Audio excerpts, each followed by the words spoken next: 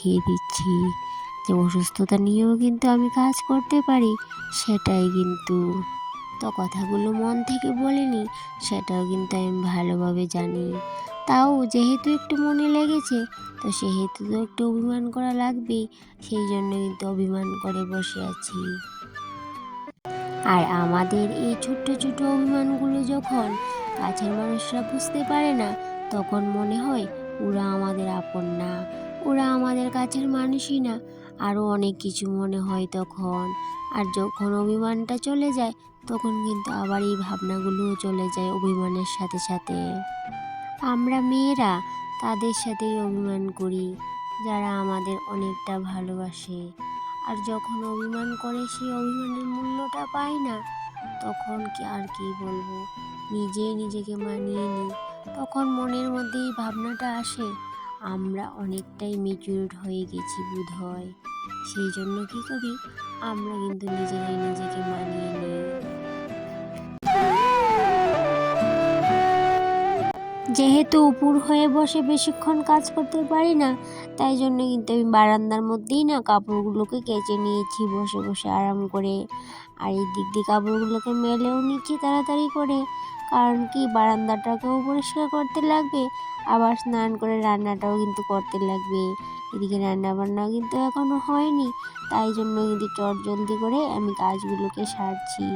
যতই ব্যথা থাক, অসুস্থতা থাকি না কেন, আমরা মেয়েরা কিন্তু ঘরের কাজকর্ম ফেলে রেখে বসে থাকতে পারি না। তাই জন্য কিন্তু আস্তে আস্তে হলেও আর তাড়াতাড়ি হলেও কাজকর্মগুলো ঠিকই কিন্তু আমাদের করতে লাগে। যেহেতু নুয়ে বসে কাজকর্ম করতে পারি না, সেই জন্য কিন্তু আমি উঠান ঝাড়ুটাও কিন্তু বাঁশের মধ্যে বেঁধে নিয়েছি।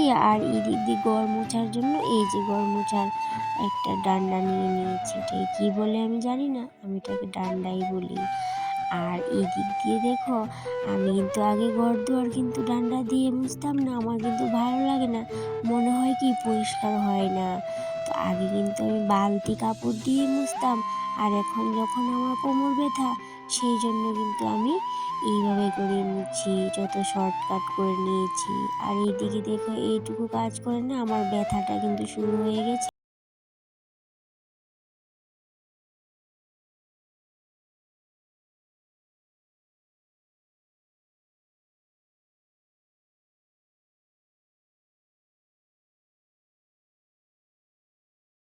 হবে।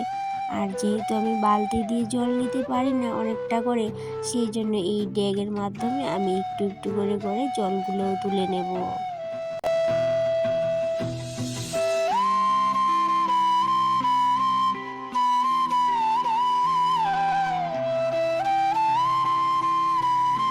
অনেক দিন পর কিন্তু তোমাদের সাথে একটু কাজকর্ম শেয়ার করতে পেরেছি, তাই জন্য কিন্তু আজকে মনটা অনেকটাই হালকা লাগছে।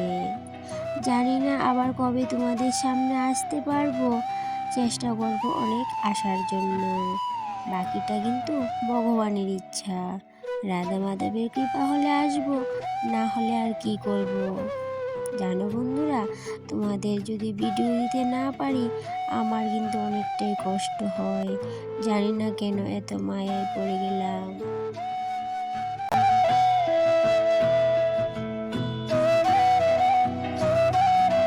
তো যাই হোক বন্ধুরা, ভগবানের ইচ্ছা হলে আসবো, আর যদি ভগবানের ইচ্ছা না থাকে, তাইলে কিন্তু আসবো না।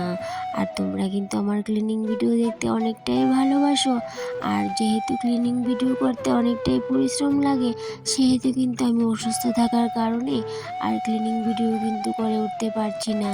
সেই জন্য তোমাদের সাথে ব্লগ ভিডিও শেয়ার করছি। আর এই দিক দিয়ে দেখো, আমার বাসনপত্রগুলো মেজে আমি স্নান করে রান্নাটাও বসিয়ে দিয়েছি। তো আজকের ভিডিওটা আর কন্টিনিউ করলাম না, ভিডিওটা কিন্তু এই পর্যন্তই শেষ করে নিলাম। তোমরা সবাই ভালো থেকো।